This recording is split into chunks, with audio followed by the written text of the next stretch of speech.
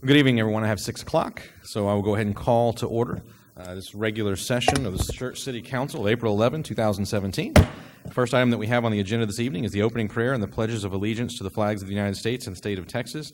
It says Minister C.D. Peterson with Resurrection Baptist Church will lead us in our opening prayer this evening.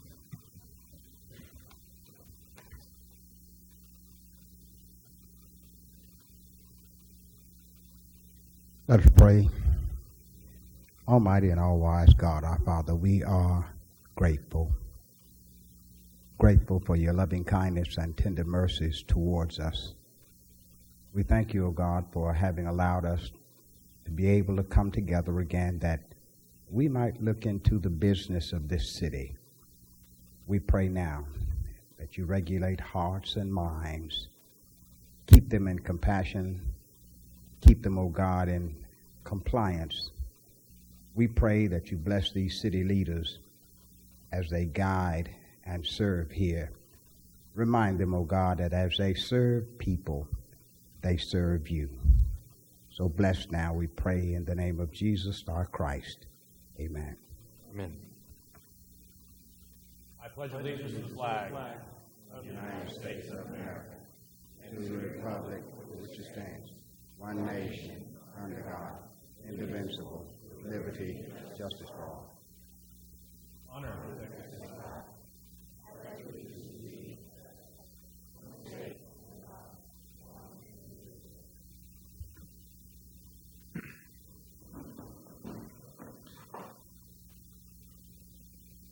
Thank you, sir.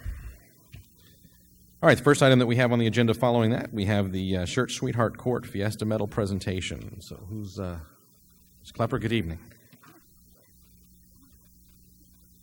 Good evening, Mayor and Council. We have with us 3 of our Sweetheart Court members. We do have 4, but one is at home with a fever. She's sick. We have Miss Jubilee Ashley Perner, and we have Miss Friendly City Corinne Middlestadt. and Miss Schertz, Sydney Fisher, who's been with us all 4 years that she's been in high school. And Miss Schertz would like to invite you guys to Fiesta. Very good. Please. Hello, Mayor, City Council, Mr. Kessel. It's nice to see you all again. Fiesta Flambeau is going to be on April 29th, and we'd like to invite you all to come out and watch us. We're also going to be broadcast on KSAT. We're very excited for the event. It's been a great year.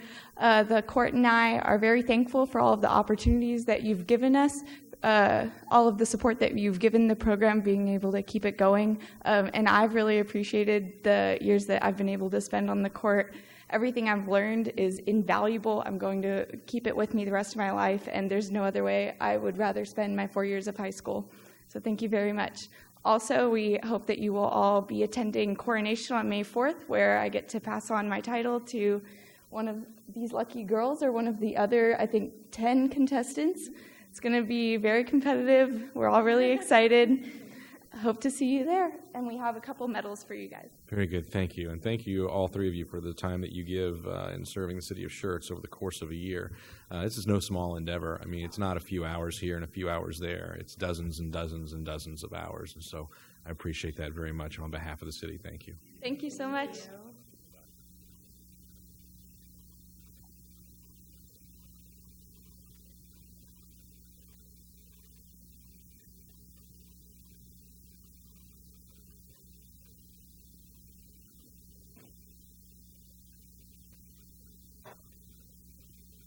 Thank you, ma'am.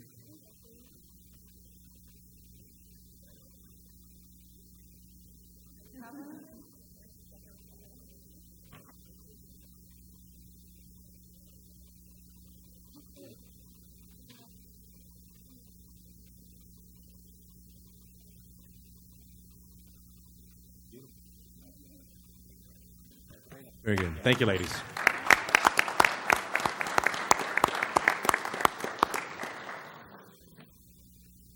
Next item I have on the agenda this evening, we have a proclamation recognizing National Public Safety Telecommunications Week, and I'm going to come down there to the podium and read the proclamation. And we have, very good.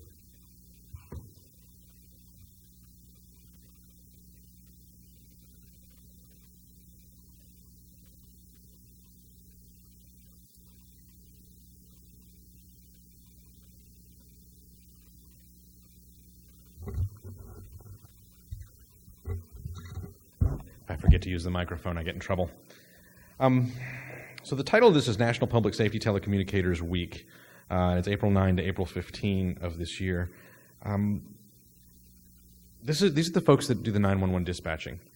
And we had a gentleman come in not too long ago who was doing some work in his workshop and largely severed his arm to a point that the major artery in his arm was lacerated, and he began to bleed profusely.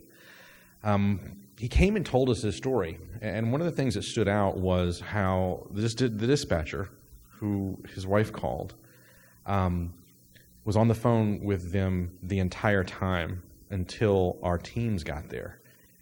To the point that, if I recall correctly, he said they put the phone on the countertop on speakerphone, and the dispatcher was there and said, "Listen, we've dispatched, and the teams will be there within about 3 minutes. But keep talking to me, stay with me." And then dispatcher said, "The teams are about 60 seconds away, and you should start to hear sirens now." About the time they started to hear sirens. Team will be there in 30 seconds. They're about 10 seconds away. And talked those folks through until there was this confluence of people that were there to help. Make a long story short, when they got to the hospital, the doctors, the team of doctors and nurses that were there said that the actions of the team had preserved his life, that he absolutely would have bled out but for their efforts and for the tightness of the tourniquet that was put on his arm. And these folks are an integral part of those success stories. So I wanted to give you that before I read this. It says, whereas emergencies can occur at any time that require police, fire, or emergency medical services, and whereas an emergency occurs When an emergency occurs, the prompt response of police officers, firefighters, and paramedics is critical to the protection of life and preservation of property. And whereas the safety of our police officers and firefighters is dependent upon the quality and accuracy of information obtained from citizens who telephone the Schertz Public Safety Communications Center, and whereas public safety telecommunicators are the first and most critical contact our citizens have with emergency services, and whereas public safety telecommunicators are the single vital link for police officers and firefighters by monitoring their activities by radio, providing them information, and ensuring their safety, and whereas public safety telecommunicators of the Schertz Public Safety Communications Center have contributed greatly to the apprehension of criminals, suppression of fires, and treatment of patients. And whereas each dispatcher has exhibited compassion, understanding, and professionalism during the performance of their job in the past year, now therefore I, Michael Carpenter, the mayor of the city of Schertz, call upon the citizens of Schertz to recognize the week of April 9 through the 15th, 2017, to be National Public Safety Telecommunications Week in Schertz in honor of the men and women whose diligence and professionalism keep our city and citizens safe. Thank you for all the work that you do, and we much appreciate your expertise and dedication to your work.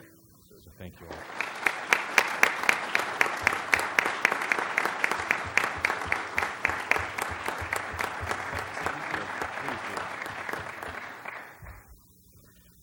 Mayor and fellow council people, I want to thank you for this recognition of Telecommunicators Week.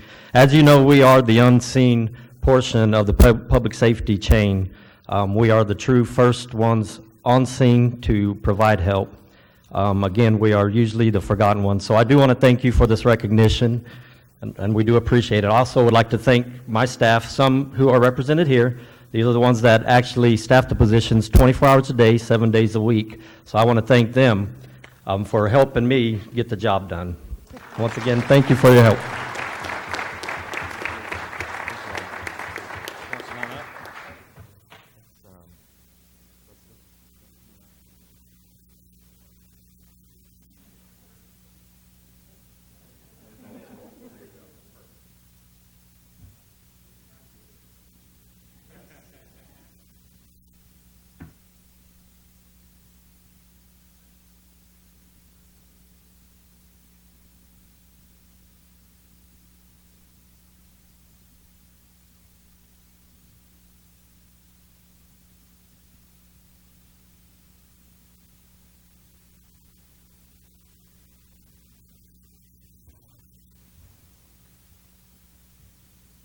All right, next up this evening, we have city events and announcements. First, we have announcements of upcoming city events. How's that duty this evening? Mr. James? Got it. Just thought, remind council, this Thursday, April 13th, is the Northeast Partnership Meeting. That's at Olympia Hills Golf and Conference Center at 11:30. There is a groundbreaking for Murphy USA at 3009 in Albell. That's at 4 o'clock. On Thursday as well. And then finally, that Thursday night, the 13th, is the Community Volunteer Fair at the Schertz Civic Center from 5:30 to 7 p.m. So anybody in the audience, that's probably the one you care about. If you want to volunteer to serve on a board or commission or one of the other organizations in the community, attend the Volunteer Fair, learn about what they do, and sign up if you want. Just a reminder that Saturday, April 15th, is Easter in the Park at Pickerel Park. Registration begins at 9:30 a.m. The Easter Bunny will show up. There'll be games and an egg hunt, and then free vision screening for children's available. Dudley's very excited about the Easter Bunny. The next thing that same day is Homegrown Saturdays. That's over in the Crossvine Development, 9001 Hollering Vine, from noon to 3 p.m. And again, they want to host Schertz first responders out there. They're going to have hot dogs and drinks and teach some practical safety tips. Tuesday, April 18th, is the Chamber Luncheon at the Civic Center at 11:30. That night, Tuesday, April 18th, we have the Council on the Go. That's in northern Schertz, but that's going to be at Cibolo Valley Elementary School cafeteria, kicking off at 6:30. We open the doors. We moved it there from the Northcliffe Center because the attendance of these has been growing and felt like we needed more space. So again, Council on the Go, Tuesday, April 18th at Cibolo Valley Elementary. Wednesday, April 19th, Fairfield Inn and Suites is having a re-grand opening and open house, 5008 Corridor Loop at 4 p.m. Friday, April 21st, First, the senior centers are having their spring fling dance. That's at the senior center at 6 p.m., $5 to get in for folks who want to attend. Again, another homegrown Saturdays on the 22nd. We will have a council meeting Tuesday, April 25th in council chambers. On May 11th, TML is having their Region 7 spring meeting, a 5:30 reception, 6 p.m. dinner and program. That's at the Live Oak Hilton and Garden Center, 8101 Pat Booker Road in Live Oak. And then coming up on Saturday, or on May 22nd, rather, is the 14th Annual Hog Wild Seminar. That's from 8 a.m. to 6 p.m., hosted by Denton Navarro, Rocha, Bernal, Hyde, and Zeck, and that is at Texas State University on May 22nd. And then just a reminder, Friday, June 30th is the TML Legislative Wrap-Up, 7:45 to 2:30 p.m. If you're interested in going to that up in Austin, you can contact Brenda or Donna to register for it. Very good. Thank you, sir. Next item they have on the agenda this evening is a hearing of residents, and I've got a lot of folks that have signed up. Most have said that they want to sign up to speak with regards to item number 10. Item number 10 is an item that we have on the agenda for a public hearing. So I'm going to, with the indulgence of the council, I'm going to take us to item number 10 as the first item that we address on the agenda this evening. I will first go to hearing of residents, and when I call your name, if you signed up to speak on item number 10, if you want to speak now, no problem. Glad to have you do that during hearing of residents. If you want to speak during the public hearing under item number 10, absolutely happy to have you do that as well. If you don't want to speak now and you just want to speak during the public hearing, when I call your name on the list of the folks that have signed up, just say, I'd like to speak during the public hearing, and we'll make sure that we do that. So at this time, I'm going to move on to hearing of residents. Actually, I'm trying to skip the city manager. You have announcements today, Mr. Kessel? I apologize. Let me let him do this very quickly, and then we will move on, as I said. I can always come back at the end of the agenda if you'd prefer, Mr. Mayor. We've got the residents here. Let's let them speak. Let's do. Let's let the residents speak, and let's get to item number 10, because I have a feeling that's why most of the folks are here. So I'm going to move on to hearing of residents. When I call your name, if you would, when you come forward, if you just give us your name and your address for the record so the city secretary can capture that for the minutes. We ask that you keep your comments to approximately 3 minutes. I've got a little bit of leeway here at the chair where I can extend that a bit if we need to. But I'd ask you keep it close to 3 minutes if you can. And first on the list this evening is Melva Stoltz. Ms. Melva, please. Oh, I'm sorry. I forgot to turn the microphone back around. Thank you.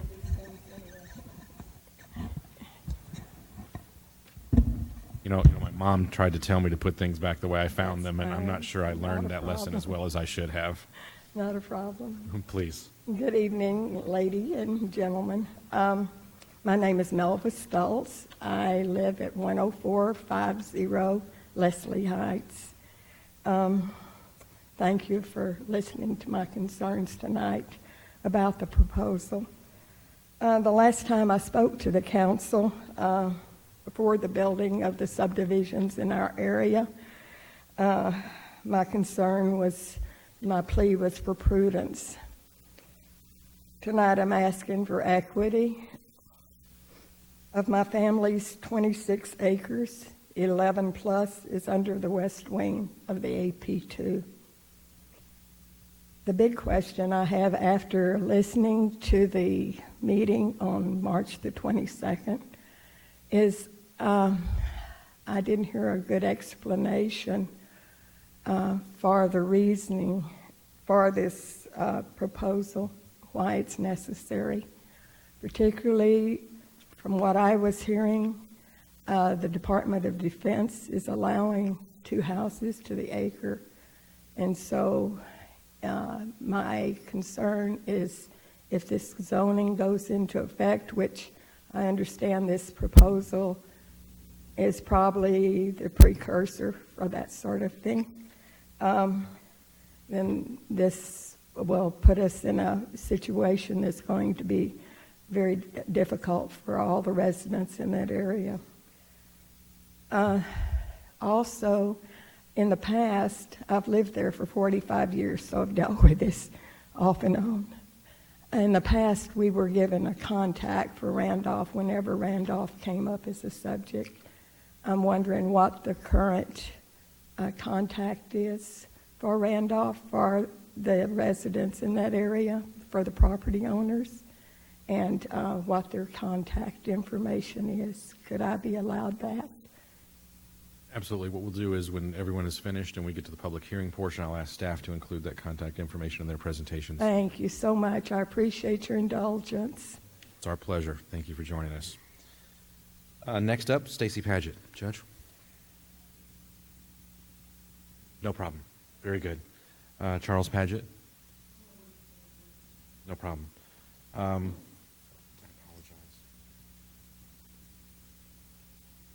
Oh, I'm sorry. So it looks like William Bruce. Public hearing? Yes, sir. Don Royer? Okay. Bob Cantu? Public hearing. Gotcha. And looks like Jill Sievers? Very good. And next on the list is Grumpy Azus. Mr. Azus?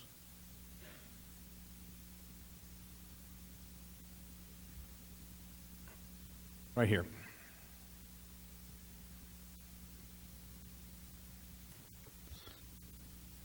Grumpy Azus, 528 Waywood Pass, Schertz. Thank you, sir. Thank you, Mayor, council members. When you all held a special session on Monday regarding 1103, I elected that particular evening not to speak. I wanted to listen, and I wanted to do some research so I could make sense of what I'm about to say tonight. Regarding to 1103, this has been going on for a while on the toll road. Mind you, I commend the city of Cibolo of what they're trying to do in the city with economic development. A toll road is never an economic development. It benefits the builder, the company that's hired to do it, and it takes a lot of land away from people. And I commend you, Mr. Larson. You share the same value I share. I do not believe in eminent domain. You take property from families and disrupt their life so it could benefit others. But what concerned me that night also is everybody that was sitting up here acted like they did not know about the toll road or the expansion of the express lane. So I went and did some research, and I found out that is not true. Last year in May, I was a city council member. Then I saw of the attendees on May 19th of who attended the meeting in Cibolo. I'll give you a copy of that. I'm sure you have one. On May 24th, when I was a city council member, information, an event by our city manager, and I read the minutes. I went back then and I read the minutes. That was not included, that he attended the meeting in Cibolo regarding the toll road or the express lane expansion, and that was disturbing to me. Now, mind you, at the same time, we were pushing for a bond issue for 1103. And we passed it. If I would have had any kind of knowledge, I would have never voted for that bond. Because now we're talking about that mile stretch. That mile stretch, sure, Cibolo might take it in the eminent domain, but I would not voluntarily hand it over to Cibolo. I will make them to go through all the due process to do that. Now we have $2 million in a bond issue. So, and then we got in question, Cibolo wants to do this for the express lane. There is other route, an alternate, to them to do it. And I don't fault them for doing it. They voted for it, but we have to be careful. We do not hand our land voluntarily. There is no such other thing as neighborly city if we hand our land to them. I encourage you to oppose that and let them do whatever, take whatever steps necessary to protect our city and our taxpayer. And when it comes to 1103, the $2 million, I really trusted you to make sure that we do not spend it in any other city benefits but to those people's taxpayer insurance. And I sure thank you. I think you'll find we're all in agreement with you. Very good. Absolutely. Next person on the list this evening, we have Jose Garcia. Public hearing, yes, sir. And then Glenn Risto. Very good. Loretta Strube. Very good. John Bierswald. Yes, sir. David, looks like Reykengel. Reykengel. Yeah, and when you come up, you correct my pronunciation. I apologize. Nein sprechen die Deutsch. Jeremy Ward. Very good. And that's everyone. So let's go on and move then to item number 10, which is in fact Ordinance 17S13, where we will conduct a public hearing. First, we'll have staff give a presentation on this matter, and if you would too, the contact information for anyone that wants to contact Randolph Air Force Base or Joint Base San Antonio Randolph directly, we do have that information. After staff finishes their presentation, we'll open this up for public comment, and afterward we will bring it back to the council. So Mr. James? Thank you. We had a work session on this item last week, and so I'll try to be fairly brief. But what the item is, it's an amendment to the city's comprehensive land use plan and future land use plan for the area generally south of Randolph Air Force Base in the ACU zones, the eastern and western, as well as the areas in between. And you can see on the graphic on the right, that's the area that's proposed to be amended. And as I mentioned previously in the Planning and Zoning Commission, as part of the update to the joint land use study for Randolph Air Force Base, we revisit a number of those different recommendations and criteria. One of the recommendations, or one of the strategies to come out of the JLUIS, was in particular within the APZ2s, so just these areas, south of Randolph Air Force Base, to significantly decrease the density. And as the woman spoke earlier, the previous JLUIS had recommended 2 dwelling units per acre. The recommendation coming out of this JLUIS was to go 1 per 20 units per acre, 1 per 10 units per acre, and then for the area in between, 1 per 10 units per acre as well.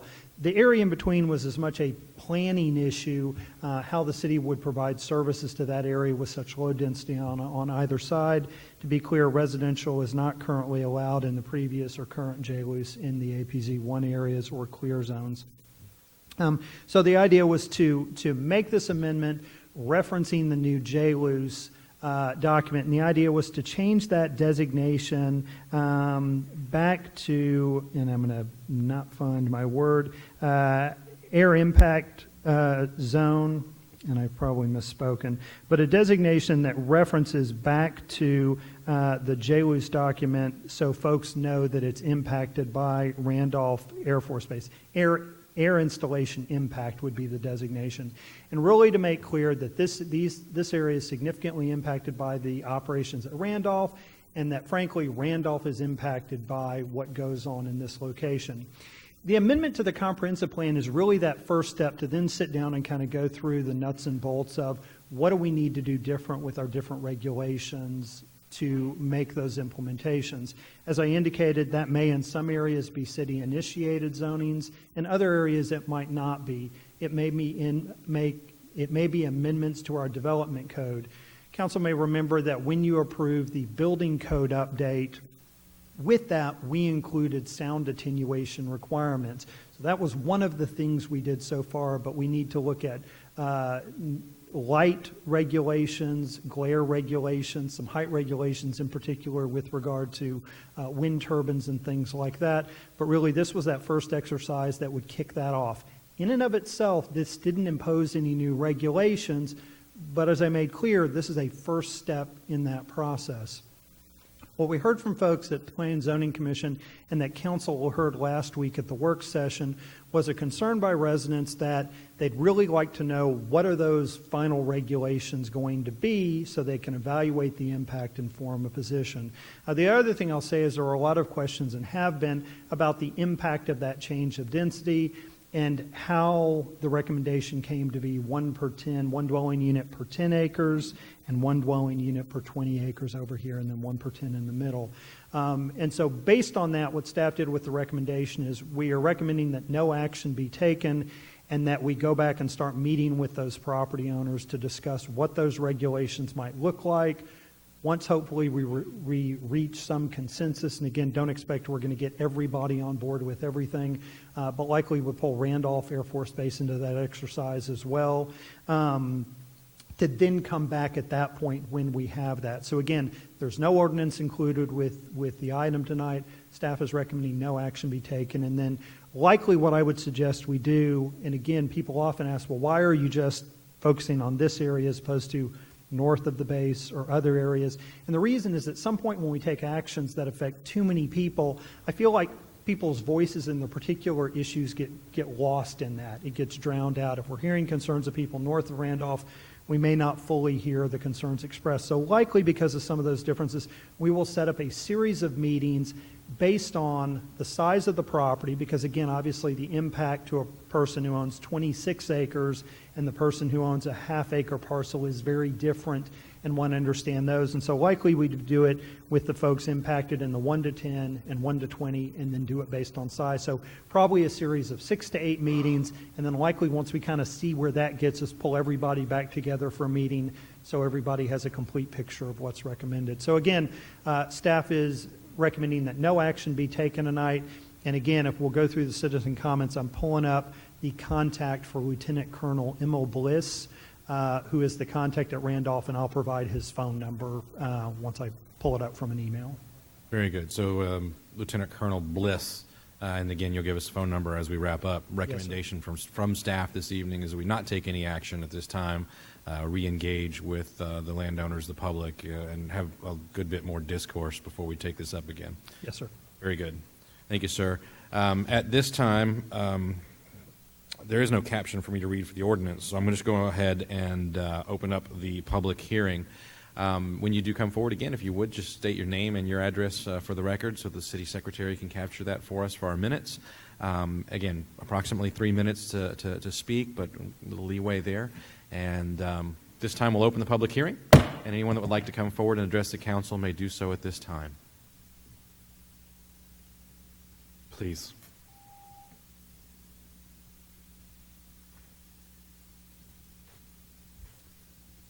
Good evening. Good evening, Judge. Mayor and Mr. Kessler and council members. My name is Stacy Paget, and I live at 12120 Ware Seguin Road. I appreciate this opportunity. I wanted to first say that I'm not going to repeat what I said the other time. I wanted to tell you that I really appreciated the comments and the attention that you gave to each one of us property owners in that area. I felt like you did try to give us a voice, and I hope that you will take the recommendation of city staff tonight and table this and give us an opportunity to work together to come up with regulations that are narrowly tailored and reasonable where we can all live and coexist. I appreciate that opportunity. Thank you, Judge.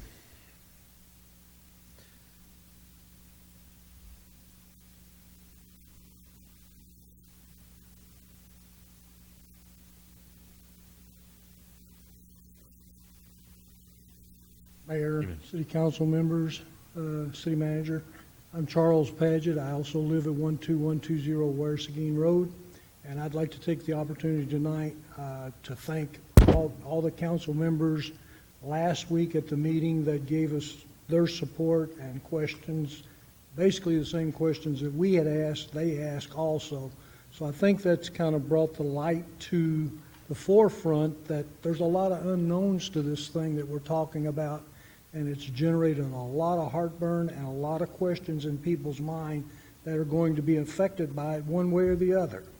So I'm not going to repeat everything we said last week either. The folks that were here know about Mayor.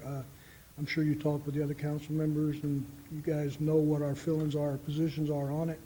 All I ask is that when it does come back to you, and hopefully we can work with staff and come up with an equal means of everybody moving forward with this thing. And I don't think there's anybody, and I'm a retired Air Force also, 30 years, flew airplanes for 30 years, so I know what we're talking about. I don't think there's anybody that really doesn't want to work some way to help save the Air Force Base. And that's what this is all about, we know. But I don't want to lose my property, and I don't want somebody telling me that you can't rebuild on your property if a tornado blows away your house or if a fire burns it down. I've worked all my life to buy that and pay for it, and I want to leave it to my daughter and whoever she wants to leave it to. So we're here just asking for your consideration when this comes back to you as a proposed issue, to look at it and make for sure that it's not going to hurt the people that are sitting out there with a half acre, 1 acre, 3 acres, 77 acres. I mean, there's got to be some kind of rhyme or reason to this. One house per 20 acres? That doesn't make sense. One house to 10 acres? Where did that come from? I know where it come from. We'll leave it there. Thank you very much for listening to me. Have a good evening. Yes, sir. Thank you.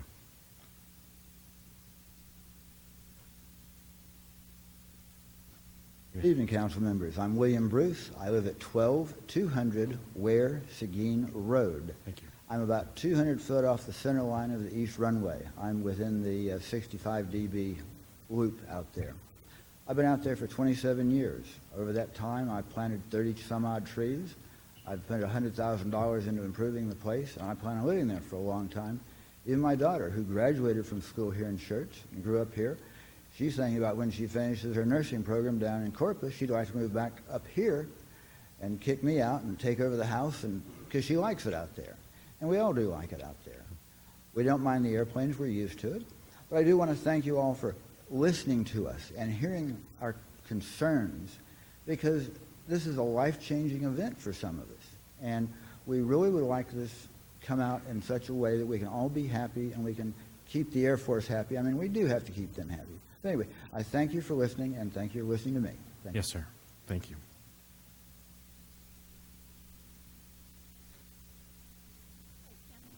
Thank you for listening to us. My name's Dawn Royer. I live at 12210 Ware Seguin Road. And I, too, want to thank you. I want to reiterate what they said. This is our livelihoods. This is our house. These are our homes. And I have 1.46 acres, and I've been there for 17 years, and I don't want to leave. I don't want to lose it. And I don't really want to be told what to do with my land if I want to rebuild on it. So I do appreciate what you've done to stand up for us and just, keep us in the loop and let us know what's going on as it goes. Thank you. Thank you, ma'am. Yes, sir. Hello, my name is Brian Collins. I live at 6302 File Road. And this is an issue that's came up before the city council when there was discussions of rezoning and all kinds of things like that. They were talking about making subdivisions not around and putting so many acres. So I think this issue has already been covered before, and the public's already spoke out that they were worried about land that they had if they wanted to subdivide it for their kids to put properties on it. And most of all, the concern for me is because I have a disability for schizophrenia. If I lose the house, the land becomes worthless to sell it, and I want to be able to go and get another home.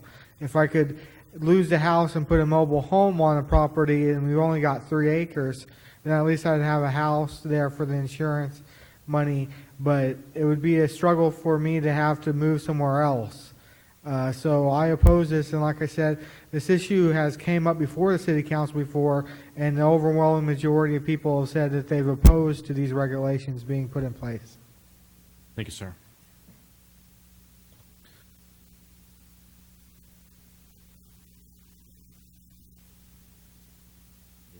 Good evening. My name is Loretta Strub, 6265 File Road, and I just wanted to come up and say thank you very much for listening to us. I have my husband and I own 1 acre, and then my family owns 77 acres. So I look forward to talking with Mr. James. And how will we be contacted? Is it going to be a letter or? Excuse me. We'll send a letter out. Okay. Make sure. All right. And that'll get everybody on File Road and Ware Seguin? Yes, ma'am. We'll In do that everybody for the various meetings. We'll probably do a big kickoff meeting with everybody. Okay. then get email addresses, phone numbers, but then notify folks through mailings. Okay, great. Thank you. Y'all have a good evening. Thank you, ma'am.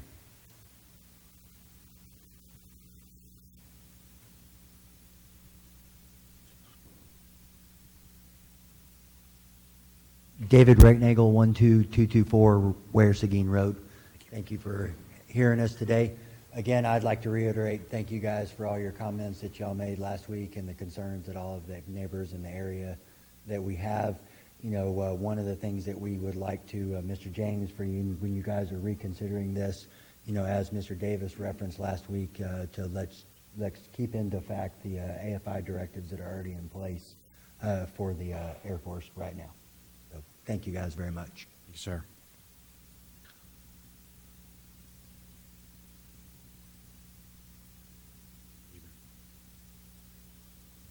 Good evening, everybody. Appreciate your all's comments last week, too. My name is Glenn Ristow. I live at 11965 Ware Seguin Road. Basically, I want to thank everybody for the comments again. My family's lived out there between the runways east and west for over 100 years. I've watched the planes every day that I've been out there. I know when they come by. There are two things that I'd like to make a comment on for Mr. James when he's getting ready to look at these rezoning issues. One of the things that was commented on was the sound decibels. When, you know, I've lived out there continuously for the last 5 years, and sound decibels is not as big an issue as might be thought, because this is a Air Force base. This is not a public installation. It doesn't operate 16 hours or 24 hours a day. It operates about 8 hours a day. So again, you know, the planes, as I said last week, take off at 8:01, and everybody's at home by 5, and I think they take a pretty good long lunch. So I want you to keep that in mind, that these planes, they really don't give us a problem when it comes to sound. But I grant you this, when the plane flies over, all talking and listening stops. But the other issue that I wanted to address is the providing of city services. I think this is an improper issue to have here with regards to the J-Luce amendment. We need to be looking at the Air Force recommendations and the issues there, not the providing of city services. I think with proper zoning, as we all acknowledge need to be done, you know, the one acre, 2 houses is just not acceptable. We all understand that. I think we can all see that there needs to be some changes. But as far as if proper zoning is done, the builders will come or they won't. And if we sell 5-acre tracts or 3-acre tracts, you know, you won't have those massive subdivisions going in there. Proper zoning will take care of that. I want to thank you all. Thank you, sir.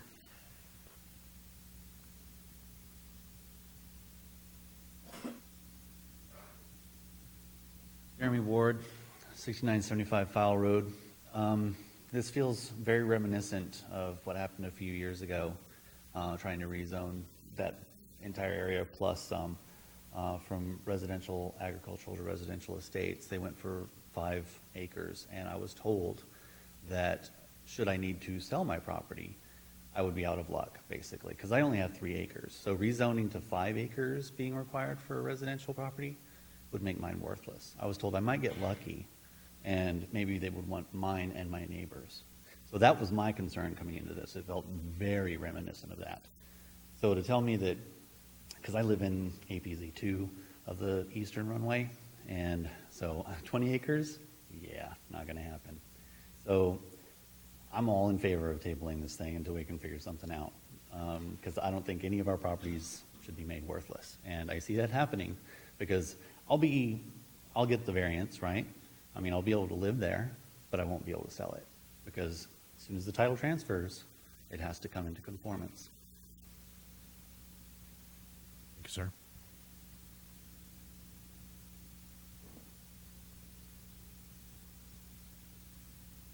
Mr. Bishwell, you've been in that spot once or twice. Mr. Mayor.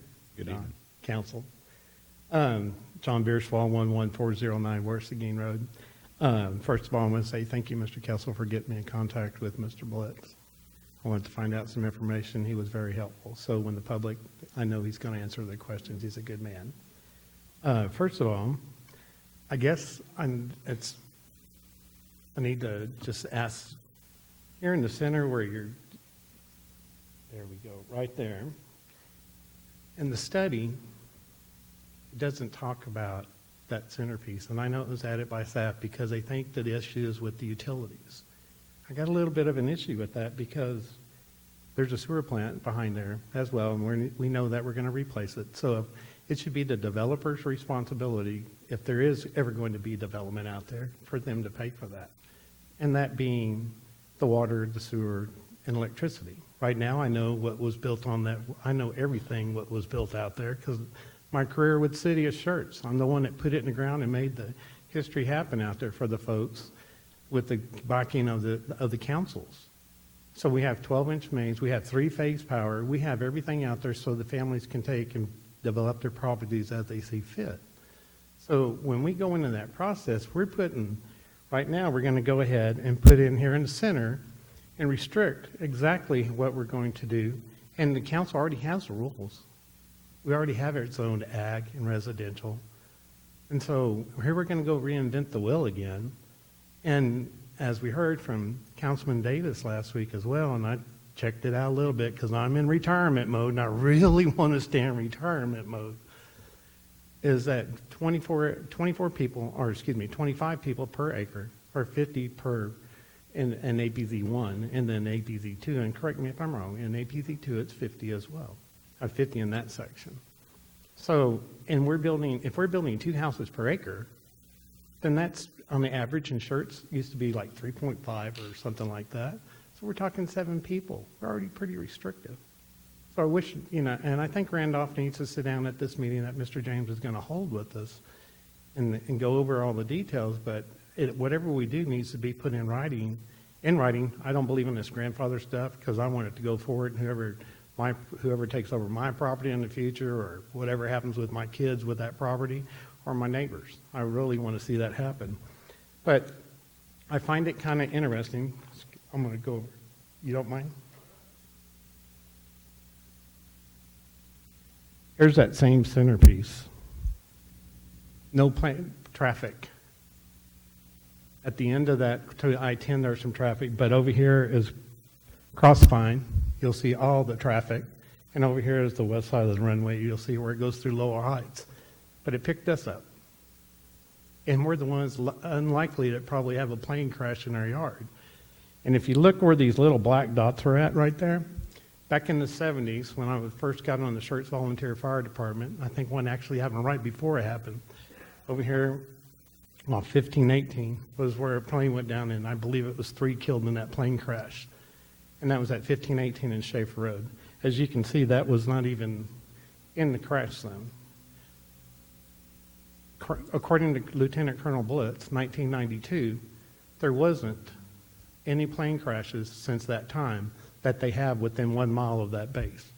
The plane crashes that did occur during that time happened on base, or even as far away as Pensacola area in Florida, as far as the Randolph plane. And over here on Pecan Street, back in the 70s, I know that one very well, landed over behind Karen Garcia's house in her backyard. So that's where we're at with these planes, and I'm really concerned about that. I really want us to go forward and take care of our business and take care of our citizens, and I truly believe in that mission of Randolph Air Force Base. I truly do. And I love this community. I don't want to see somebody get hurt. But when a plane comes out of this sky, if you look down on 1518, you'll see one of the paths go right across that junior high. So if one comes out of the sky, we don't want it to happen. But no one knows when that's going to happen. So if we're going to do that, we might as well bubble wrap the entire city, and we know we can't do that. So first of all, I want to say, Council, I was really impressed last week with all your questions that you asked staff. I thank you so much. Staff listened, and I know they're going to do a good job. But I ask that whatever you do, don't pass something unless we know what's in it. before you take one step and go to the next step. I don't believe in the federal government as far as they go with making policy. You got to pass it to see what's in it. That's BS. We don't need to do that. So God bless you. Thank you for your time and your service for this community. Thank you, sir. Thank you.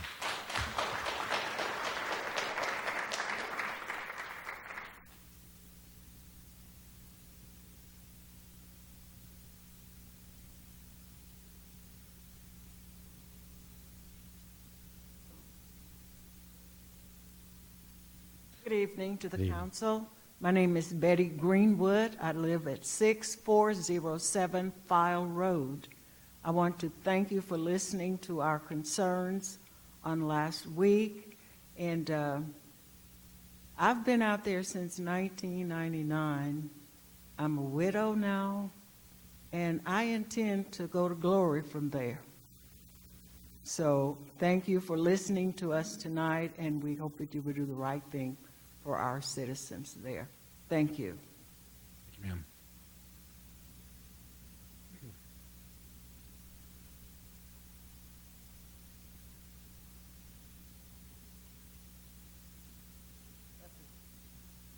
Good evening, Mayor, Council. First thing I'd like to do is, again, also state what was been stated earlier, and that is to thank the council members for last week's review, what was going on, the questions they asked, and their concern over what we're trying to do out here. My concern is a little bit different, in as much as that I've owned that piece of property over 40 years, and it's right in between the APZs, and that's all okay.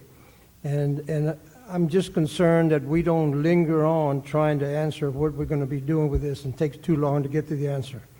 I realize the staff's got a lot of work to do, got a lot of people to talk to, and the idea is to try to come up with something that satisfies a whole bunch of folks. But pretty difficult to do. I've got a couple of daughters, that's my problem, but I got one for sure that wants to build out there, and I've been trying to plat this thing for a little over a year, not delayed by the city. It was some of my delays and some of my engineers' delay, but I do have the package ready. So it wasn't a city problem, but it just happened to be that way. So I'm concerned about the timing of it, and that's where I want to go. Again, I want to thank once more the council for your concern, and I want to reiterate what was said earlier, and that is we want to make sure we know what we're passing before we pass it. Thank you. Thank you, sir.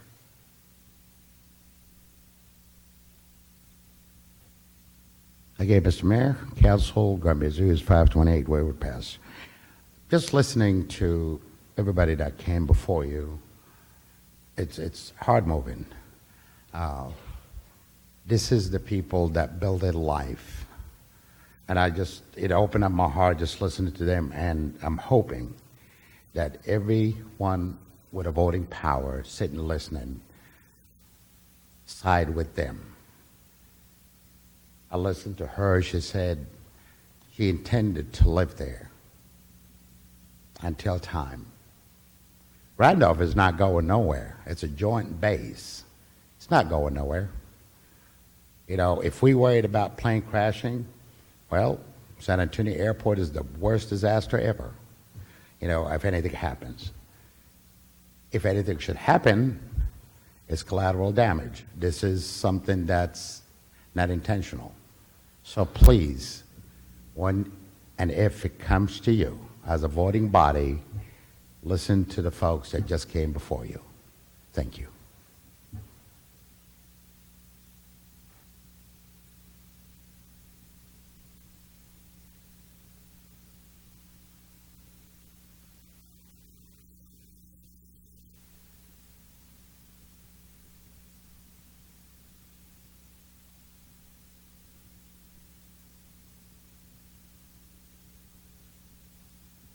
Jose Garcia, 11413 West Seguin Road.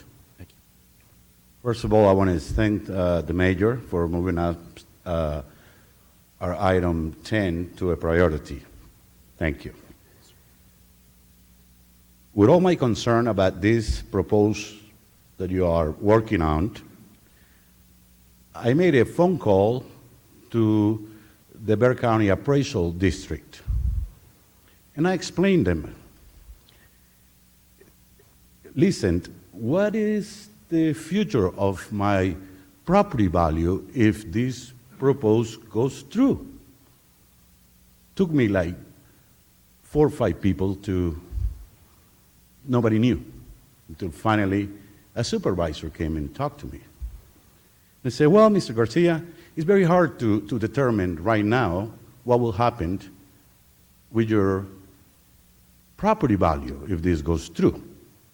It'll take some years to do a market analysis to show what it will affect your value. But more than likely, if the proposal you are telling me, and I understanding in the best way that you have described, it will have a negative impact in your appraisal, in your property value.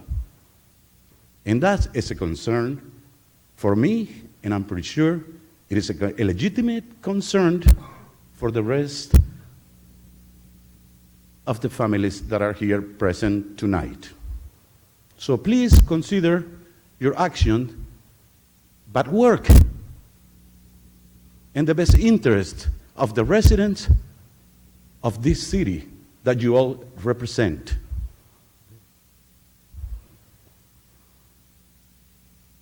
And Mr. James, I would like to know how soon I'm going to get that letter. We'll look at a calendar and see when we can schedule it. I assume that we'll mail those out within 2 weeks. Thank you, sir. That's the only thing I have to say. Thank you very much. Thank you, sir.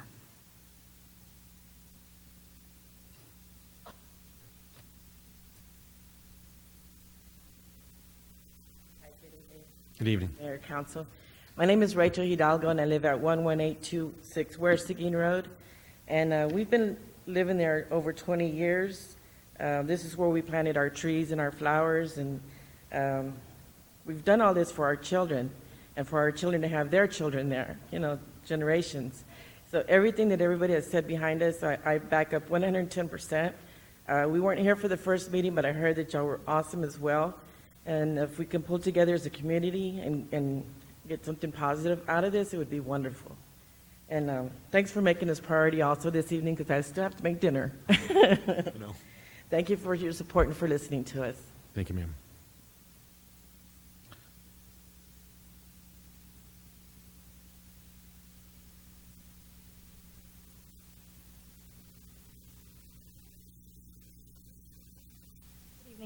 Evening. My name is Jill Severs, and I live at 11804 Ware Seguin Road. And I wanted to say thank you for listening to us last week. It really means a lot. Thank you, staff, for recommending to table it for tonight. I hope that's what we get to do, and we can come together and come to some kind of agreement that we can all live with, that works for everyone. We support the base's mission, we do, but we want to live. We want to live out the rest of our lives, like they say, leave it to our kids, and to be able to live there, or if when anything happens, to be able to rebuild. There were just too many questions, too many unknowns. So we thank you for listening to us, and you'll have a good evening. Thank you, ma'am.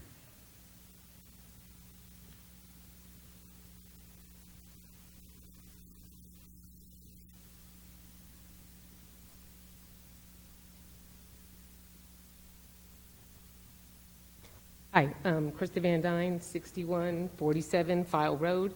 I just wanted to thank everyone for taking the time to listen to us last week. It's pretty nerve-wracking to think that your land could be rendered useless.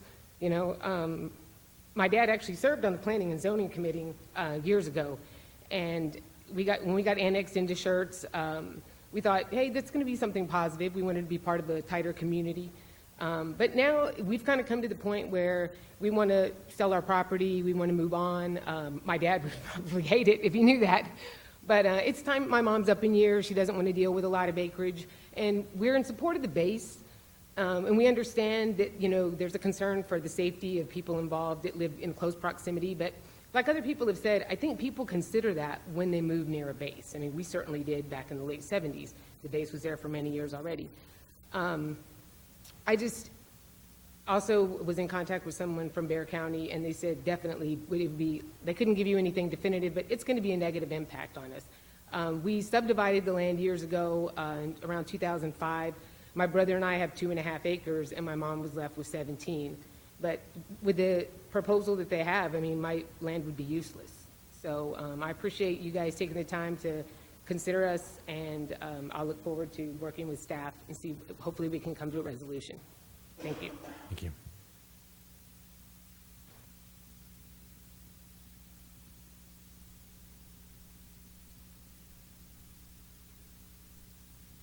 Anyone else would like to address the council this evening?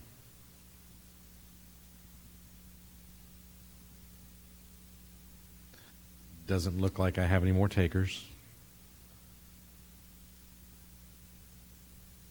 No one else wants to address the council. I'll close the public hearing at this time.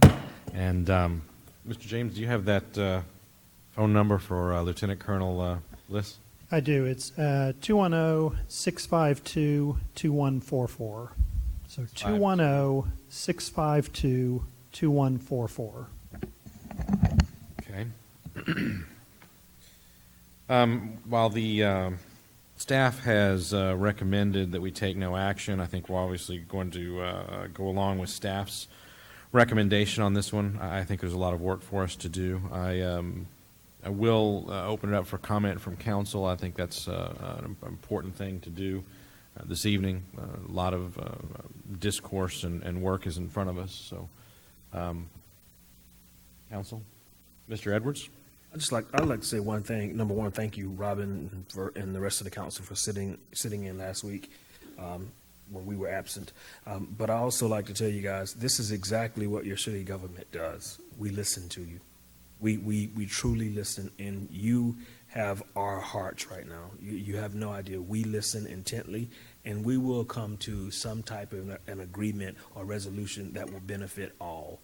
So I just want to let you know you can have that confidence when you leave here tonight, that you don't have to worry about something just being pushed through. Thank you.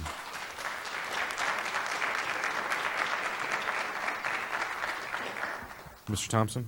And just going back through notes of last week and listening to things, thinking it over during the week, none of us want to push through something that we don't have answers to. We're not going to promise that all the answers will be what everybody wants. But I think one of the concerns is we will have specific answers to specific questions. And that'll be one of my goals, is to see that that's done. Sir, Dr. Kaiser? Yeah, I would want to say, I think this is a really good example of staff and council working with the residents and not apart from them. And I appreciate the work that Mr. James is doing in setting these meetings up. You weren't heard when this study was first done, but hopefully now your voice gets in there. And, and again, as Mr. Thompson said, it may not be that everybody is happy with everything that comes of this, but I think it's always important to include the people that are going to be so affected by, any type of resolution or ordinance that we set up. Good. Mr. Crawford? Mr. James, you don't have to come up, it's just a question. Would there be value in updating us on, and in the public also, of the other action items on the J list that might explain other things that are important to the area? Can you ask that again? I apologize. Would it be of value to us as council and the residents to hear any kind of an update on the other action items on the J list that are being worked on also, other things that might be considerably important? We will likely put a hold on those things. Frankly, the fundamental issue that Randolph has made clear that's most critical to their mission is the land use pattern south of Randolph. Everything else, while it's not unimportant, I don't mean to imply that, it doesn't have the same impact, at least they've stated to us. So likely what we would do is focus our attention here to make sure we've adequately heard folks and moved it along and not dragged it out while we did other things as well. Thank you. Mr. Davis? I'll have to echo Dr. Kaiser's comments. I mean, this is a challenging task for us. How to be good neighbors with an Air Force base, yet at the same time making sure that we're protecting the people that live around it with their investments and their property and their livelihood. It's not going to be easy, but I think we can get there. And I certainly look forward to the future meetings that we're going to have to talk to all the property owners one-on-one and see if we can find a customized response to what's the best way to deal with the area south of the base versus a, as we call it in the Air Force, a peanut butter spread across the entire area. There's got to be more than just one size fits all for everything out there. But we'll see what we can do. Mr. Gutierrez? I'd like to thank you all for coming out here and giving us your input. It really helps when we're trying to make decisions here and how it affects you. You know, it is concerning. I'm looking at the properties here, and I'm looking at, out of all the property owners, only 12 people can build. It's concerning, you know, and those of you that own, you know, very minimal acreage, 1 or 2 acres, and all of a sudden saying, well, I can't even build anything here. So it helps us, you know, try to get answers to you, and hopefully we can get this resolved. Thanks. All right. I apologize. I wasn't here last week. I'd taken a vacation day and was out of the city. I do that from time to time, not very often. My wife tells me definitely not often enough. Definitely thank you, Mr. Thompson, for sitting here in the middle seat last week and running the show. I appreciate it. We, you know, this is, as Mr. Davis says, it's a challenging situation. You know, we want to preserve the missions at the base. Frankly, what we want to do is help to grow the missions at the base so that it lives on for a very long time. We can't do that at your expense. We have to find the ground that works for everyone. I suspect that what this council is going to decide is not going to be exactly all of the things that the Air Force has said they want in the JLUS, because I think the majority of this council feels like some of those things are rather onerous. The other thing is that, and I think you've heard it from your city council here, that you're our neighbors. I mean, the Bierschwals, Ms. Douglas, Cantus, Judge Taz.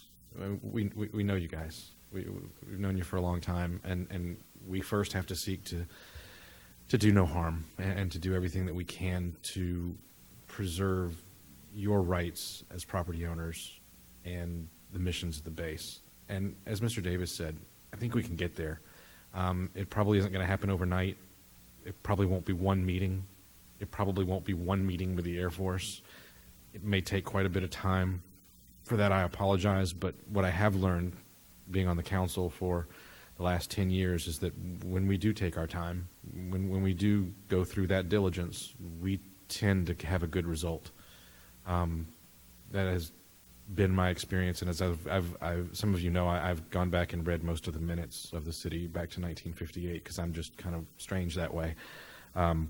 It's been the habit of this city since it was incorporated in 1958 to do that as well. So we're going to continue that effort. And I'm trying not to monologue and say too much other than you have our ears. You are our neighbors. We want to find a solution that benefits everyone, including the Air Force. Everyone in this room and all of your neighbors are not here tonight. And I think you've heard that this council is committed to going through that work to get there.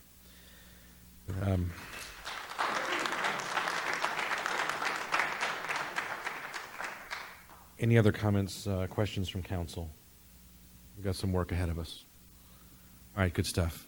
Thank you, council. Thank you all for being here this evening. You're welcome to stay for the rest of the meeting as we talk about money and spending bonds and other really exciting stuff. If not, thank you. I know you said you had to go make dinner yet. So, good. We'll be seeing you all again, no doubt.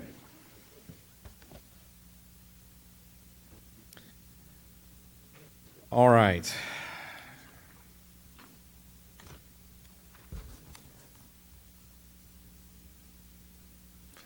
Let's go ahead and take care of our consent agenda. The next item that I have on the agenda as I move back to the beginning of the consent agenda items, item number 1, the minutes. That's approval of the special meeting minutes of April 3rd, 2017, and the regular meeting minutes of April 4, 2017. Item number 2, excuse council absences, excuse absence of Mayor Carpenter and Mayor Pro Tem Edwards. Item number 3, boards, commissions, and committee member appointments. Ratify the appointment of Dean Midlick as a regular member to the Historical Preservation Committee. Ladies and gentlemen, any of these that need to be pulled and considered individually? If not, is there a motion to approve the items on consent? So move. Second. I have a motion from Mr. Thompson, a second from Dr. Kaiser. Any other comments or questions from council? Hearing none, I'll call for a vote. Aye. Aye. Aye. Aye. Aye. Aye. 7 ayes and no nays, the motion carries. The next item that we have on the agenda this evening is item number 4. This is regarding the issuance of general obligation bonds, Series 2017.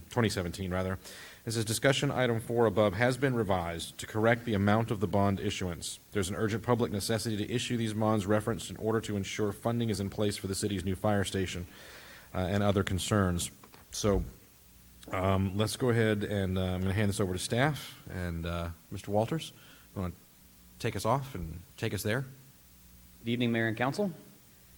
Tonight before you, we have a discussion item over the final $4 million of GO bonds that were approved for the fire station number 3 down in the southern area of Schertz. We did issue the first $4 million back in September. That was to get us started with engineering funds and to get us ready to go to construction. We now have the contract making final preparations to begin construction. So with that, we will require the second half of those bonds, the remaining $4 million. There is no action for this item, but if council did not want to proceed with this issuance, please let us know so we can not go forward with the sale.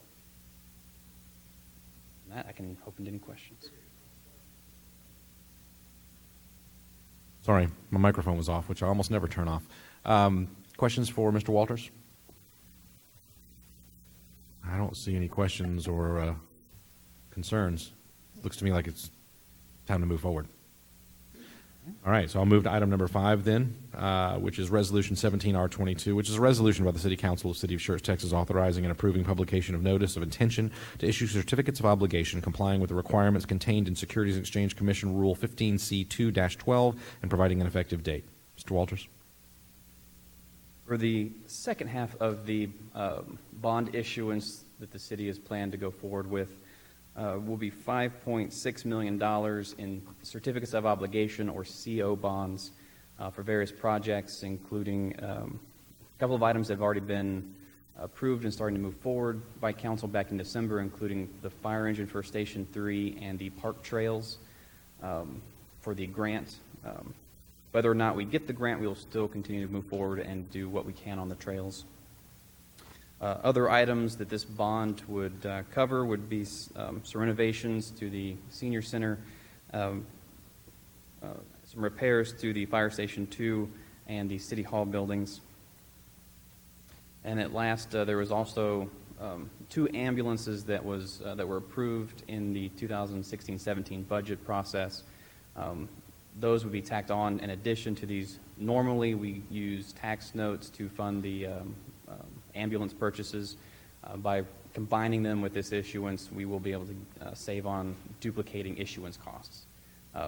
The structure of the tax note will be the same within the CO bonds, so it won't be like having a 20-year interest rate on a 7-year loan. So that'll be worked in there, so we'll get the same equivalent rates and interest we paid. That $550,000 will also be paid by the EMS fund and will not come out of the property taxes. It will be fully funded by the revenues that they bring in on a normal annual basis. Council tonight is asked to approve posting this notification of intent in our publication of record for at least 2 weeks. The law states we have another 30 days after that before we can actually issue the bonds. As a schedule for May 23rd, our financial advisors with Samco will elicit bids on that Tuesday morning and bring those bids to council for final acceptance that evening. If council accepts the bid, we will go forward with the sale and we'll receive the funds in late June. And the last thing I would like to say, If council does not want to go through with any part or amount of these bonds, it is better, staff is made aware now before we put out the notice and before we elicit bids. While we can legally turn down all bids once we go out, it is not really looked upon as favorably on us in the light of our potential investors. So if we make the intent known, it is best practice to go ahead and follow through with that. So if council has any questions over the CO issuance or any of the projects or amounts. Okay. Very good. Questions for Mr. Walters? Mr. Davis? I still have my original concerns on, we show projected dollar amounts for the category of city building maintenance and repair and building remodel. I guess my concern is for future planning, because we have a lot of issues on here that I think are going to benefit the city as we go down this route. I would feel better knowing what we're talking about or having more clarity on what we're remodeling, maintaining, or repairing versus putting in a dollar wedge and figuring that or discussing that later. That's the kind of thing that I think we need to discuss ahead of time, because we have a wedge of about $225,000. I'm sorry, $250,000 for under the categories of remodel, maintenance, and repair. My concern is, what is the right number? Is the right number 250,000 or is it 300,000? We've got a wedge in there for $50,000 for parks maintenance, and I don't think we've had any discussion on that as to what exactly we're talking about now with parks maintenance. I know we talked about the trail grant match. Fire apparatus is not new. Ambulances are not new. I don't recall, and maybe I was dozing off, but I don't recall anything for parks maintenance in our previous discussions. So I guess my question is, are we firmly locked into these categories or these buckets as we do this general obligation?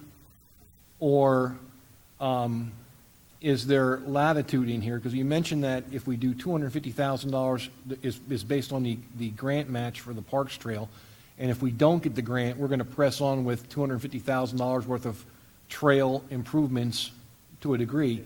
Are we locked into these other buckets with these other monies? For example, if we approve this and go forward with this tonight for $175,000 for building maintenance and repair, is that something we can reallocate later to something else?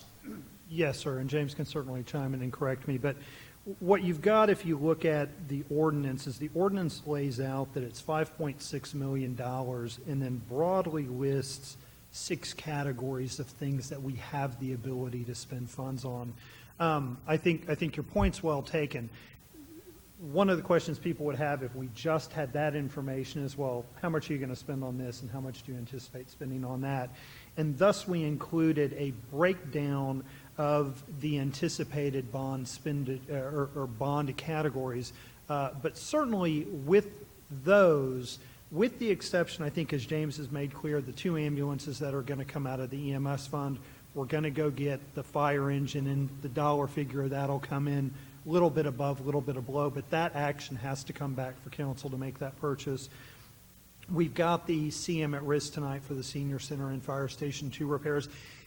The real, what we wanted to do is it benefits us to issue all of these bonds at once, to come back and sort of piecemeal it in smaller portions, and I'm looking to see if James nods or shakes his head, Brian's an idiot. So the idea is to issue it, but what we want to do was kind of balance of, here's what we're anticipating, but clearly I think your point's well taken. We have not discussed what is that entire list of city repairs that would qualify as capital expenditures as opposed to a city repair that's so inexpensive that it wouldn't. So with these items, we would need to come back. So again, very clearly, we've talked about the PCI, we've walked through that, but council may say, look, when we come forward with those design contracts, we expect you to kind of walk us through again and remind us, here was the 4-year prioritization, this is what we're planning to do with those years. And at that point, you have the ability to say, I'm still good with that, or walk me through in a bit more detail, and we may want to make adjustments.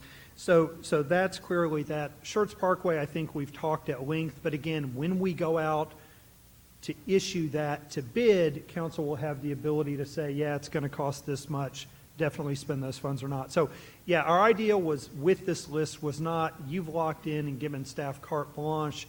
Again, as we've talked about, if we get the trail grant, that sort of solves the trails we'll build. But we would recommend going back to Parks Board as a start for that one and say, we know we've got $50,000 for maintenance. Get a recommendation from Parks Board, then come back to City Council. If we don't get the trail grant, then we're going to have to have that discussion with Parks Board to say, can you guys help us make a recommendation to take to council as to how we prioritize? So again, what we wanted to do was balance to give you a bit more detail of the $5.6 million. But again, yeah, I would agree with these items. We have not fully vetted them. We don't feel comfortable with direction. And so, yeah, with building repair, things like that, we would come back to you going forward for action. And I'd also like to add, we have a multitude of building repair projects, being roof repairs, and as far as the remodels go, we need to have more space in our HR department to account for some authorized positions that haven't been filled yet, which if we add everything together, more than likely the amounts we have listed may not be enough to do all of the projects, and some will be cut and pushed into another year. The reason we were going with this number now and planning to do additional later was to stay under the $10 million cap for bank qualified debt issuances. If we issue less than $10 million and then in one calendar year, we can get a 30 to 50 basis point reduction on our interest rates, which saves hundreds of thousands of dollars, more than enough to pay for additional issuance costs if we go out next year.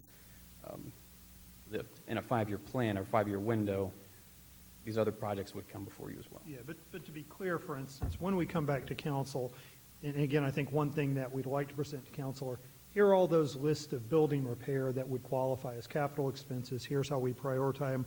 Here's how the renovations come in. Council may look at it and say, you know, look, I think you need more in building repair, less in renovations, and that would be something we'd have a discussion going forward on. But as James said, the idea was to save some money by doing one issuance. The flip side is we feel like, given those broad categories, that there are ample things that council would say, yeah, we can find worthwhile things to spend that $5.6 million on, but we need to have more conversation to define those. And that's the logic of the 5.6 now. One last question. Do we have an update on the status of the facility study? Yeah, we do. We can do a presentation with council on that. We've kind of gone through it with regard to it. It's given us kind of a vision going forward, and we can certainly do a presentation for council on that in the near future. Is it been completed? Well, let me say this. It's been completing to the degree I think it's going to be completed. We will continuously modify that as we go forward. So again, the study's generally done. We've been working on it. And so again, some of the decisions we've made here are based on that study. Thank you. Mr. Crawford? Mr. James or Mr. Walters, have y'all done what I would call a materials takeoff, the estimate of what it costs to do these projects in a numerical way? Because when I built my first house and my second one, I had to give all that information to the banker before he'd even owe me a penny. It had to be reasonably detailed, and there wasn't an option to leave something out. So we have not done that for the bond issuance, and I can appreciate the comparison when one goes for a home loan or a home improvement loan. They often want to see that level of detail. With us on these, it's the broad categories. Now, what I will say, maybe to get to that point, what we have on the senior center remodel and the fire station 2 repairs on the future item is we have that cost breakdown, and we can go into as much detail as City Council wants. So when we get to the Schertz Parkway, for example, you would get that when we put it out to bid and when those bids are returned. So you would get it at that point, but we don't do it here. And I will say this, there are cities that particularly with water, sewer, and roads, have different philosophies. Some effectively go out, fully design the project with one set of funds, get real good takeoff costs, and then come back and issue it. The problem is many cities are often have so much they need to do and there's so much lag time that they issue the bonds and then they go through the process to get there. I will say this, I think part of what we've done with the PCI is there is a basis for those cost estimates. So there is a basis for it, but when the design is done, they may find a particular situation or issue that comes up during design that affects that cost differently than the PCI estimates. Thank you.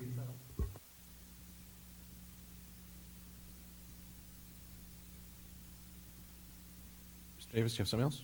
Okay, I guess my question is on, and this is not for you guys, you'll be relieved to know. Do we have our bond counsel here?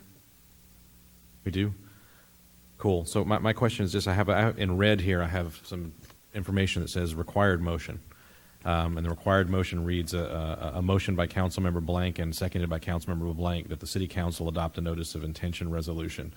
That doesn't follow our rules at all. So what I was planning to do, and will ask you to advise me, was go through this as per our normal rules of procedure, because if we deviate from that, we might actually void what we're doing in the first place.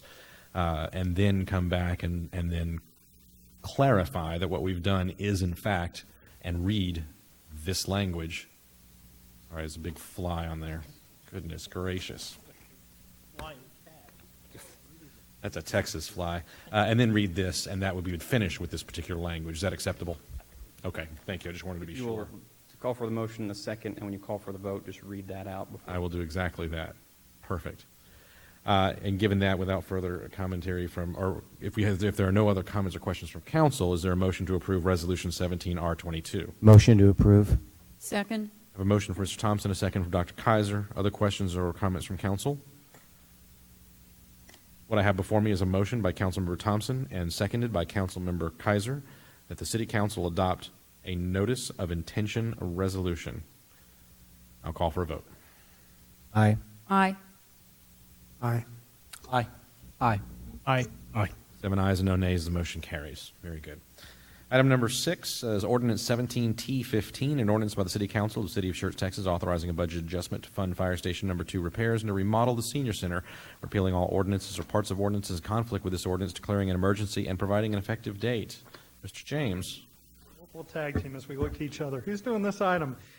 What we've got is a budget adjustment to allocate funds for the fire station and the senior center project. The next item you have on the agenda is the CM at risk amendment to really kick those projects off. Again, you just approved the notice to issue the bonds, but we don't have those funds yet. So as we have done in the past, what we'll often do is if there is a comfort level that you're going to actually sell those bonds and you want to do these, we would authorize the funds to be spent, which allows us to enter the contract to get going on the project, but then we sort of replace these funds that are allocated with the bond funds to do those projects. But again, we've got to have the funds authorized to enter into the contract, and so given that lag time, that's why we're doing this budget amendment. Does that make sense? All right, in that case, I'll open it up to council. Questions for Mr. Walters or Mr. James? If there are none, is there a motion to approve Ordinance 17T15? So move. Second. I have a motion to from Mr. Thompson, a second from Dr. Kaiser. I just want to point out that in making this motion and in this ordinance, we are in fact declaring an emergency and passing this on first and final readings. Just want to make sure everyone's aware. Any other comments or questions from council? Hearing none, I'll call for a vote. Aye. Aye. Aye. Aye. Aye. Aye. Aye. 7 ayes and no nays, the motion carries. Thank you.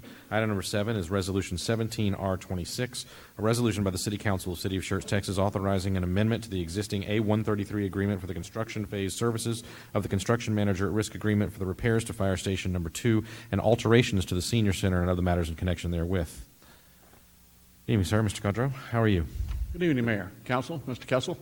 Back in February, the council approved a portion of a construction manager at risk contract, which was to provide preliminary pricing and therefore a GMP for miscellaneous projects tied to Fire Station 3 also. What you have before you tonight is two of those miscellaneous projects, which is Fire Station 2 exterior repairs and the renovation of the senior center. Pretty much will answer any questions that you may have. Very good. Council questions for Mr. Godrow. Mr. Davis? What interruptions are we going to have to, if any, to the senior center operations while we're renovating that building? Probably we'll need to take the building over for construction, and we'll have to make other arrangements for senior activities. We have a projected timeline for that? This is Mr. Chris Morris, who's the senior estimator for Byrne. Timeline for construction? Thank you, Council, Mayor, everyone. Yes, sir. Approximately probably 3 months to close it completely out. And do we have a proposed location to move the seniors to? So here's the issue we've got to coordinate. One of the issues, as you know, is good news is Clemens High School is undergoing a renovation as well. The problem is they're starting that this summer. And so Clemens has been in discussions with us about using the Civic Center. So likely we will have to figure out when they need it, what they need, and then coordinate the timing of the start of the project with that. Again, I think it's problematic for us to not work for another governmental entity that's got a lot of the same taxpayers and say, yes, sorry, we don't have space for the band to practice all summer and things like that. But again, we need to find a location. The obvious answer to me seems to be the Civic Center is where we would likely move those folks. What about the community center, the one next to it? I have concerns that the community center might be too small. Again, if what we want to do is limit the range of activities, and we may do that, we haven't really developed a plan yet. Again, part of it is when are they starting everything, when does it shut down? So for instance, what we could do is say, look, do the recreation kind of programs at the rec center. We could utilize the library for some of the other classes and things like that going forward. We could do lunches at the community center and see where we get. I think the question really is to what degree we want to sort of go bare bones operations for that window. And so that's something we have not worked out. We have not developed the schedule to map that out yet. But have we looked at alternative options like renting or coming up with an agreement with the Knights across the street? We have not. That's certainly something that we can look into. I think one issue we may have with regard to some of the spaces where we can in fact put them, given the nature of the operation and the code requirements. And so that's something we need to look at, as well as accessibility for the seniors. So we haven't gotten there yet. Again, what we wanted to do is get this, sit down, work on the schedule. We'll kind of pound on them a bit to go. That's too long. We need to be in a little longer till we start. And again, as I think they'll tell you, it's a balancing act. If you want to keep going with operations, you're going to stretch out the schedule. If you want to just bite the bullet, we can get it done quicker. And so we haven't figured that out yet. Once we kind of have a better feel for their schedule, we'll map it out. But that's kind of what we've got out there, is making sure we do meals and lunches, and then again, see if we can do some of the other activities at other places. Got it. Thank you. Very good. Mr. Gutierrez? Well, just a personal comment. I'd rather just go ahead and just knock it off. It does seems to affect seniors more than we think. So if that is the best course of action, I think, in my situation. Yeah, and I agree with that. I will say this to be clear, though. As you probably know, and again, just so we're all on the same page, we all know that many of those seniors rely on that lunch as sort of their one good meal of the day. So again, I think we sort of anticipated the caveat's going to be, let's bite the bullet, let's get it done. But I want to make sure we're providing that minimum level of service for our seniors to get them through that time frame so that we're still providing meals. And so that's likely the way we'll go. So once we get this, we will likely do a written update for council going, here's the schedule, here's how we're going to handle it. because again, you can't always make everybody happy, and we want you to be aware of it, because likely you'll have some folks going, why can't they do this, can't do that, and we want you to be informed. Thank you. Mr. Edwards. Mr. James, so will the staff be reassigned to other duties at that time, the staff that's there? So let me be clear here. Well, I'm apologize. I'm going to interrupt before my city attorney interrupts me. Our consideration item is a resolution approving an amendment to the existing agreement with the construction manager at risk for repairs to Fire Station Number 2 and alterations to the senior center. I don't want us to get too far into the details of the project or into how we're going to execute, but rather the agreement itself, since that's what we're posted for. Yes.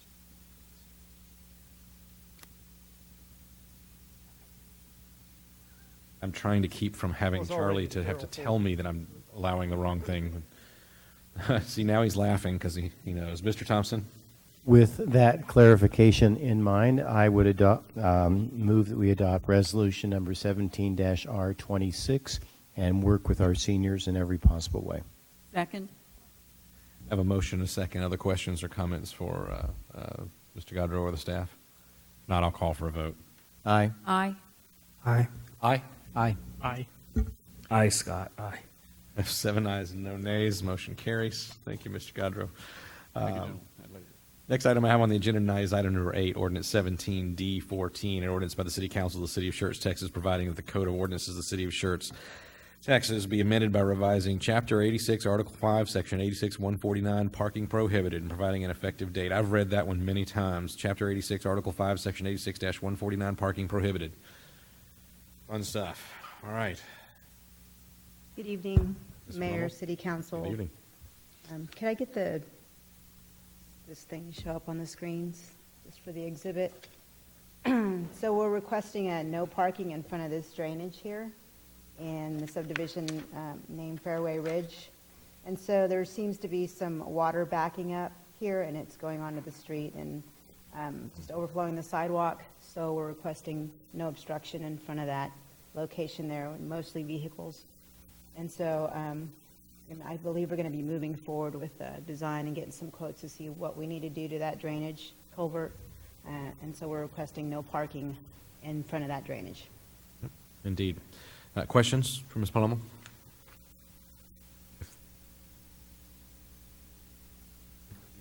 Mr. Kessel? I just wanted to comment that this is the location where we had a citizen with an HOA come to us a while ago and raise the concern. So we've been working with that neighborhood to try and solve these problems. If you recall, it may look familiar to you, and so that's why it looks familiar. Thank you, sir. In that case, given that there's no questions or anything for staff, is there a motion to approve Ordinance 17D14? Move to approve ordinance 17D14. Second. I have a motion by Dr. Kaiser, second by Mr. Thompson. Any other comments or questions from council? Hearing none, I'll call for a vote. Aye. Aye. Aye. Aye. Aye. Aye. Aye. 7 ayes, no nays. The motion carries. Thank you, ma'am. Thank you. All right, last item we have this evening is item number 9, Ordinance 17S12, an ordinance by the City Council of the City of Schertz, Texas, amending the official zoning map by rezoning approximately 4 acres of land from General Business GB to Planned Development District, or PDD. I have a staff presentation first, and we'll follow with a public hearing, and then we'll open it up to council.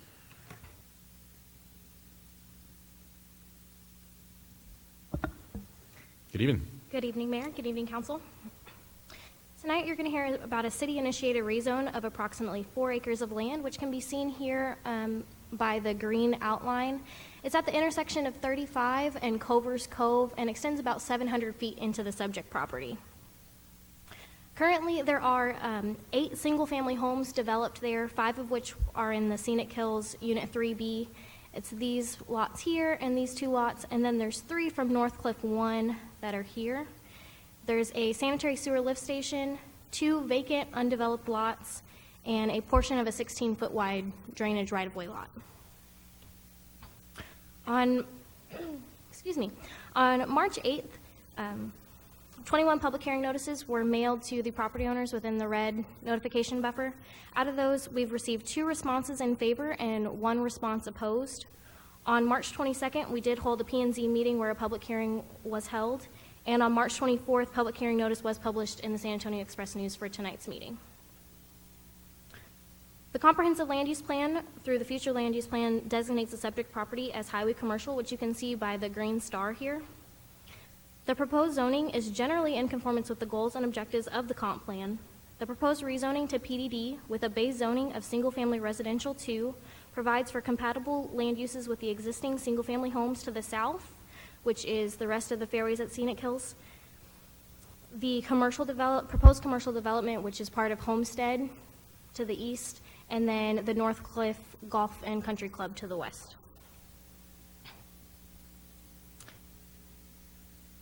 This slide shows the proposed zoning exhibit. So to the left of the screen, you can see that it's currently general business, and to the right is the planned development district. This proposed zoning should have a minimal impact on the existing water, wastewater, and public services. As stated, there's only 2 lots, these 2 lots that are currently undeveloped. All the rest are developed with either the single-family homes or that lift station. I wanted to provide a little bit of history about this, since it's a little different than some of the other PDDs that we've seen. The Fairways at Scenic Hills Unit 3B was final platted in September of 2006. It established 46 residential lots, a green belt, a park, and that sewer lift station. It appears that the subdivision was created while the property was zoned pre-development and general business. The back portion was pre-development, that's currently zoned R6 now, and the half that we're hearing about tonight was zoned general business. It's been zoned general business since the 96 zoning map. It is unclear as to why the subject properties were not zoned residential when the rest of the subdivision was. And I would also like to note that the subject properties in this that are the 3 lots out of the North Cliff 1, they were already subdivided and developed when it was brought into the city.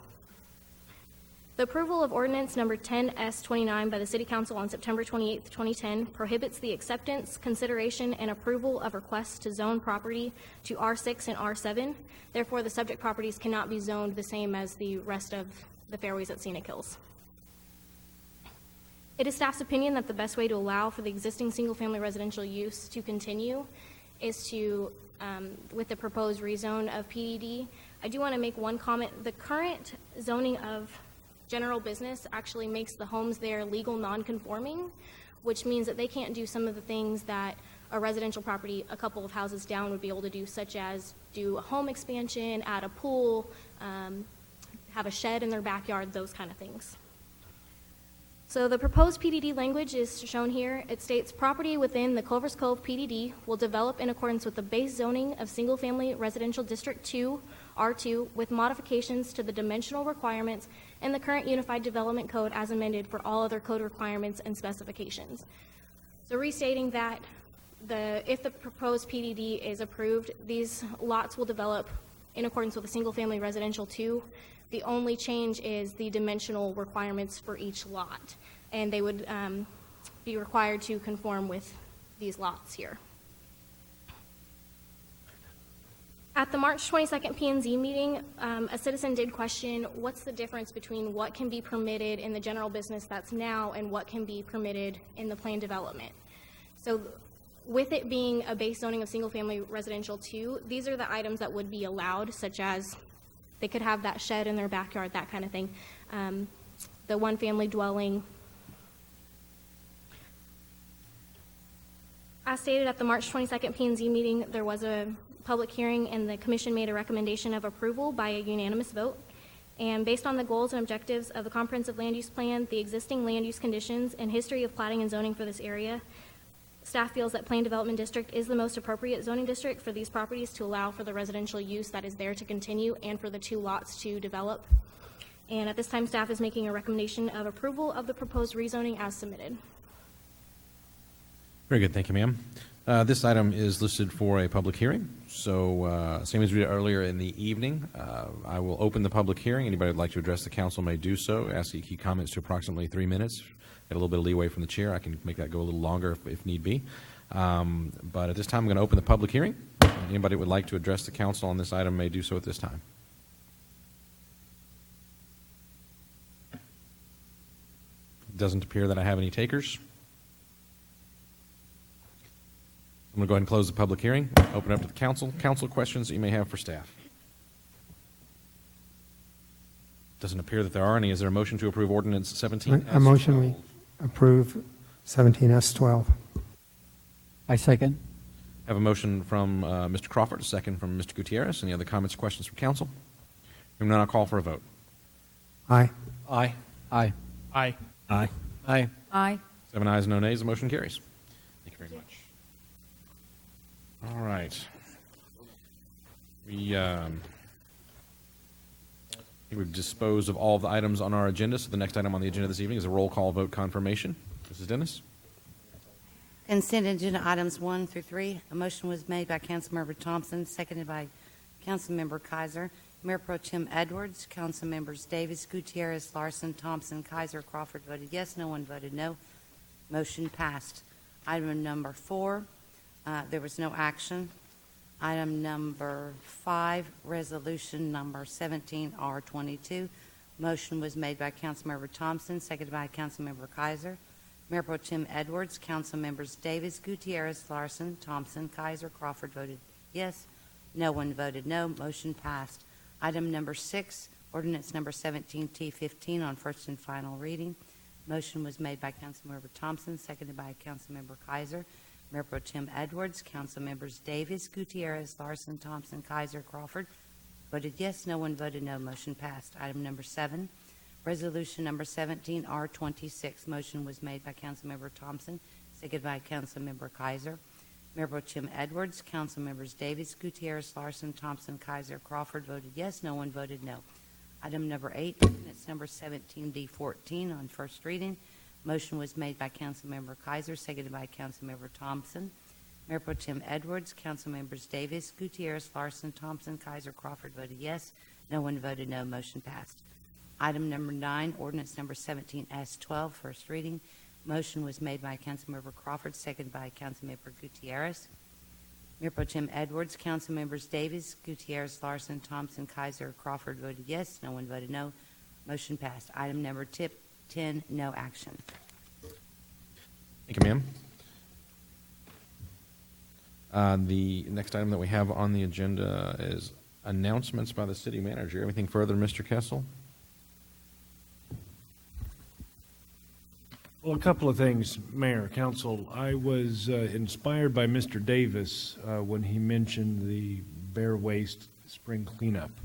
And so I gathered up as many large, bulky, heavy items as I could, and I drove down there on Saturday. And I just want to compliment the folks over at Bear Waste.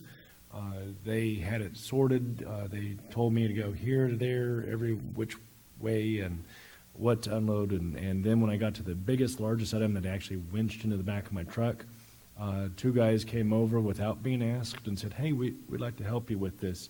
And I was seeing them do that for everybody. Just a fantastic service. So thank you, Mr. Davis, for inspiring me to clean up a little bit, but also kudos to Bear Waste for really helping out. I also had the opportunity at lunch today, along with some of the city staff, to go visit the CTRC facility and have lunch. Those are the folks that are benefited by our Will and Check Walk for Life each spring, and council will be hearing from them soon with a presentation. They're so interesting to listen to. They've got so much good research that they're doing. One of the interesting things that came out that I'm certain that all of council already knows about, but found it very exciting. They've partnered with MD Anderson and are converting their facility to be MD Anderson of San Antonio, and they're actually remodeling currently. And if you've been into the MD Anderson in Houston, you know the kind of quality that you'll see that are going to really make a difference with the different patients and how they interact, and they're doing the same thing here in San Antonio. That's our partner. This year is our 10th anniversary coming up this year, 2018, and the public affairs staff is already reaching out to our partners and saying, how can we really do a nice 10th anniversary celebration and walk and make it a really big deal, and that partner will be the MD Anderson in San Antonio. Very good. Thank you, sir. Next item I have on the agenda is item number 12, future agenda items that requests from the council? Anything that we need to have on a future agenda that we don't currently have scheduled? Anyone? Mr. Thompson? With the weather that we're having right now, not this afternoon, but it's beautiful weather. A lot of people are using the dog park, but only 1 out of the 3 dog fountains are operable. And I'd like to ask for either an update or a status of the repairs to those water fountains in the dog park. Similarly, a lot of walkers and runners are out among the city, and I've noticed an increasing number of water fountains either not present whatsoever in some of our parks or not working, and just like to get an update for the benefit of our citizens on the repairs of these. Very good. Staff, you good with that? Okay. Anyone else? I would have one this evening as well. There are a couple of items that our new charter that was passed just about a year ago. Gosh, I guess now it's been about 18 months, but went into effect a number of the provisions in November. There's a few items that we need to address there. And so I'd just like to have an item on the agenda here in the next several weeks. It's not terribly pressing, but where we will discuss the city charter, council rules of procedure, and council code of ethics. In particular, the charter directs that we will develop a process and by ordinance to deal with several items, and we have yet to take up that business. So I'll get the specifics to the city attorney, and we will put that on the agenda in the next month or so, thereabouts, and take care of those actions. Next item that we have is item 13, announcements by the mayor and council members, and we'll start with Mayor Pro Tem Edwards. I just want to thank everyone for the condolences and basically the thank you notes and the get well cards that I received over the last few days. Thank you so much. Yes, sir. Glad you're on the road to less pain and with us. Mr. Crawford? Nothing. Mr. Davis? Nothing, sir. Mr. Gutierrez? Just want to thank the Parks and Recreation for the movie in the park. Great event. Thanks, Andy. Thanks, Chuck. Good. Mr. Larson? No? Mr. Thompson? Yes, I'd like to encourage, if possible, the attendance at our nonprofit luncheon for the chamber this coming Tuesday. You could still call in this tomorrow morning. But the reason I want to encourage that, we have 30 nonprofits signed up for that, most of whom are from the city of Schertz. And I don't think people realize we have that many really good things happening, and they're going to be gathered in one spot. Just a tremendous opportunity to showcase what's happening, as well as to find partnerships to help them with time, talent, money, et cetera. Very good. Dr. Kaiser? I don't have anything. Thank you. Cool. I have two things this evening for the City Council. As you recall, last week we had a special session on Monday evening. As you might imagine, following that special session, I have been in contact with Mayor Dunn from Cibolo, and we're progressing with discussions very nicely. What I do want to make the council aware of is that we have scheduled right now a meeting on May the 24th that includes the Cibolo Valley Local Government Corporation Board of Directors.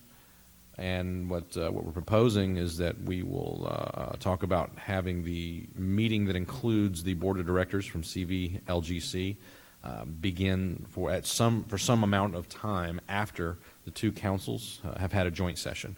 I think at that joint session we'll have an opportunity to address anything that we need to address, make sure the interests of both cities are secured and done so to the satisfaction of both, and have an opportunity at that meeting to discuss our ongoing partnerships. So just want to make you aware, May 24th, that's a Wednesday evening, and we'll get back with everybody on where that location will be.